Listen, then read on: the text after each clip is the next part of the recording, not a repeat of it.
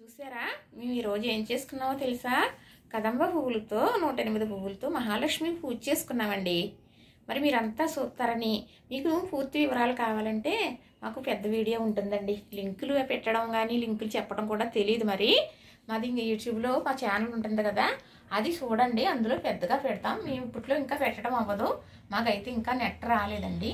మీరందరూ చూసి దండం పెట్టుకుని సుఖశాంతులతో ఉంటారని కోరుకుంటున్నానండి. ఇప్పుడు అమ్మవారికి మనం అలంకరించుకున్నామే అనుకోండి, అప్పుడు అమ్మవారు మనకు చూసినట్లుగా ఉంటుంది కదా.